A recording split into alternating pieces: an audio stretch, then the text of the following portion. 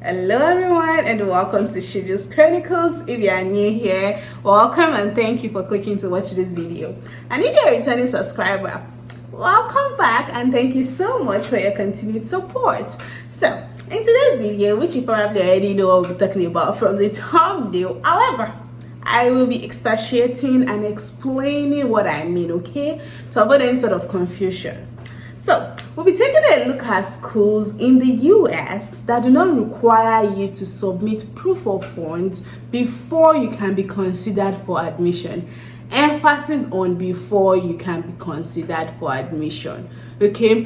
Because after you are admitted, these schools will ask you for proof of funds such as bank statements, maybe like scholarship letter and all that, money stuff, before they issue you an I-20. Okay, so they just do not require you to provide proof of funds before you are considered for admission. So for those who might not be familiar with how proof of funds work for international students in US schools, the way I like to categorize this, or the way I like to explain this, is that there are two categories of schools when it comes to showing proof of funds here in the US for international students. Category A would be those schools that require you to show proof of funds, like provide a bank statement, a financial statement, evidence of support, and fill out a couple of forms before you can even be considered for admission. This school will tell you, as part of the application materials, provide us with proof of funds, like a bank statement or even like a scholarship letter from your government or whatever. However, Category B, these schools are schools that do not require you to provide that proof of funds before you can be considered for admission. However, you still need to submit that proof of funds after you've gotten admission. And if you get full funding from the school or from an organization or from any other funding body, you're able to use that as proof of funds. In some cases, if it's meet up with all their required amounts, because every school has a required amount they expect you to show. So we'll be focusing on the category B schools today, and I hope somebody out there finds this video helpful today. Now, before we dive right in, okay, please note that this list is subject to change because schools sometimes they change their approach to international admissions due to one thing or the other. So just know that this list is subject to change, and I am not in any way affiliated with any institution in this video. This is simply based on my personal research, my experience, and a couple of friends who provided me with a list of schools that they applied to that did not require them to submit a bank statement before they can be considered for admission. So yeah, and before we dive right in, make sure to give this video a thumbs up. Yep. Like and thumbs up, they're the same thing, but yeah, like my video and subscribe to my channel if you're watching without subscribing. Okay, make sure you click that subscribe button. Don't continue watching without subscribing. Now let's check out the schools. So the first school is the University of Utah, and as noted on their website, financial documents is part of the list of documents not required for admission to the university, but it is required in order to get your I-20. So University of Utah is one of those schools.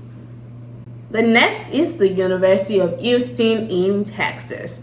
And at the University of Houston in Texas, as stated on their website as well, it says that the following documents are not required until after you are offered admission. And when you check the list of documents not required until after you're offered admission, you can see letter of financial backing and current bank statement. So they said the following statements are not required until after you're offered admission, and on the list of documents is a letter of financial backing and current bank statement. Now, number 3 is the University of Nebraska, Lincoln. And on their website, it is stated that you will still be evaluated for admission without submitting the bank statement. But admission letters and I-20s will not be sent until the bank statement requirement has been met, okay? So you will still be evaluated for admission without submitting the bank statement, but admission letters and I-20s will not be sent until the bank statement requirement has been met. Now, moving on to the next school, which is the University of Southern California. And at this institution, while it is not necessary to submit proof of financial support or passport copies to be considered for admission, they highly recommend doing so at your earliest convenience. And based on that, I interpreted that, okay, proof of funds is not required for admission. It says, while it is not necessary to submit proof of financial support or passport copies to be considered for admission, we highly recommend doing so at your earliest convenience. So they already told you, like, it is not required. Financial support evidence is not required for you to be considered for admission. Of course, you still need it for your I-20 and in order to get your visa. So yeah. The next institution is George Washington University, and as stated on their website, you will be considered for admission and university funding if available, regardless of whether you submit your visa request form and supporting document. Stated on their website that you'll be considered for admission and university funding if available, regardless of whether you submit your visa request form and supporting document. So, these next schools did not explicitly state that it is not required, but it is not listed in their list of required documents for admission, and they only stated this as what you will need after admission. So if you go on this website of this next schools I'll be providing you, they do not explicitly state it's like this first set of schools I provided you with. It's only on their like, oh, what you need after admission site. So I just wanted to put that out there so that you're aware, because sometimes verbiage is important. So the next institution on this list is the Ohio State University. And at the Ohio State University, international students who are admitted to Ohio State, emphasis on the admitted part. It didn't say students who apply. So students who are admitted will be asked to submit Ohio State affidavit or financial support form for each supporter. Yourself or your family or agency sponsor, whichever applies, in addition to required support documents. Okay, so that's what it states on their website. Students who are admitted will be asked to submit Ohio State affidavit or financial support form for each supporter. Now moving on, the next school is the University of Wisconsin-Madison. And at the University of Wisconsin-Madison says that enrolling students who need an F1 or J1 visa will be asked to submit proof of funding for 1 full year of study at the University of Wisconsin-Madison. I-20 requests and supporting documentation can be submitted through the Teradata portal in the My UW Student Center once students have accepted their offer of admission. Okay, see that last part. Once students have accepted their offer of admission. So that's another university for you, the University of Wisconsin-Madison. Next, we have Southern Illinois University, Edwardsville. And as stated on their website, it says that admission to the university is a two-step process. First, you must complete the online application and submit any required supporting academic qualifications for review by the appropriate academic department or office. Next, after you are approved academically, you will be sent a link that allows you to upload the financial document needed for SIUE to issue the I-20 or DS 2019 documents required for you to request a student visa to study in the US. So based on the way they outlined their process, that's how I was able to deduce that, okay, you most likely do not need a bank statement or proof of funding in order to apply to this university. So yeah. Next, we have Arizona State University, and I added Arizona State University to this list because I did not notice it on their required application documents page, if I remember correctly. However, it is in their international student visa section, which is, after you get admitted, you get a visa now. You get your I-20 to get a visa. And in the how to request an I-20 section, step 1 is fill out the financial guarantee form. So, which is what you do after you get admitted. So that's how I was able to deduce that, okay, seems like Arizona State University does not require you to submit a bank statement or, proof of funds before you get admitted.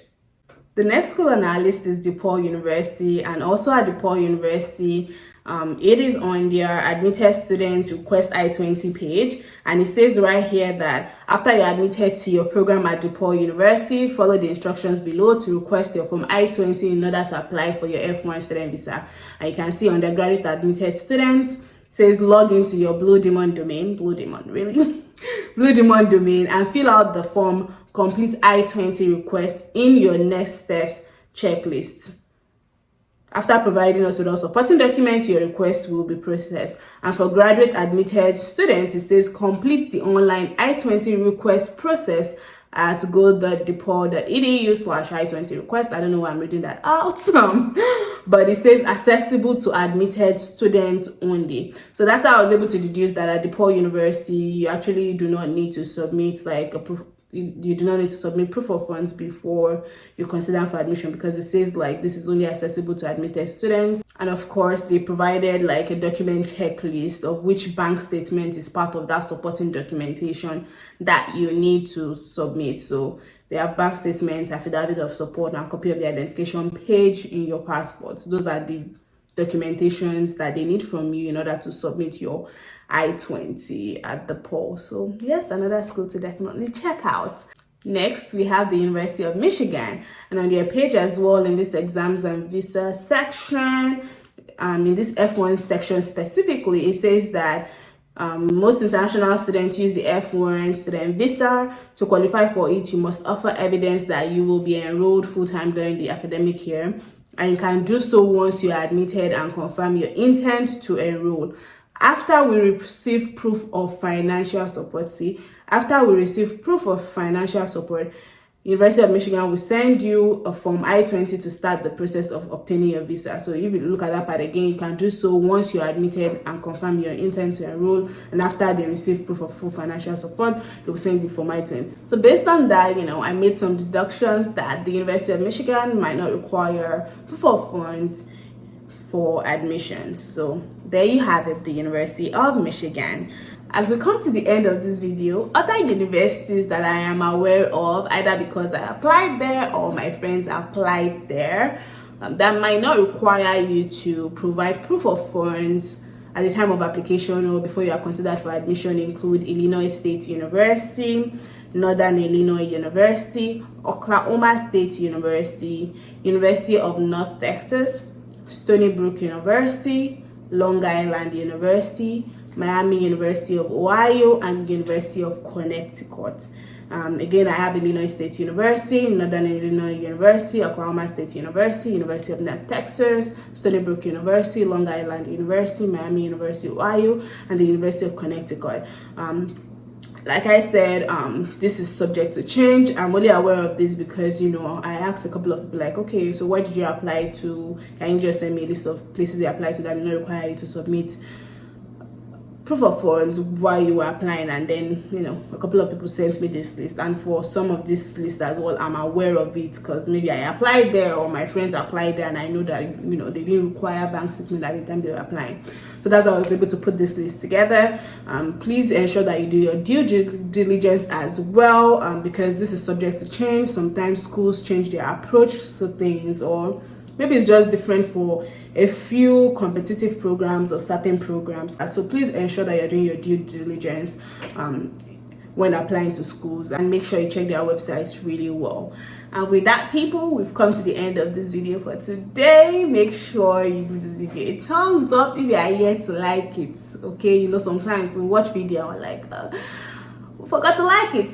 Don't forget to like this one. Okay, this is your notice to like the video, share with somebody that might find it beneficial, and subscribe to my channel if you're watching without subscribing. So yes, I see you again another time. I remain your wonderful host. I don't know what I'm saying, but yeah, thank you for watching, and enjoy your weekend, your week, whenever you're watching this video. Bye.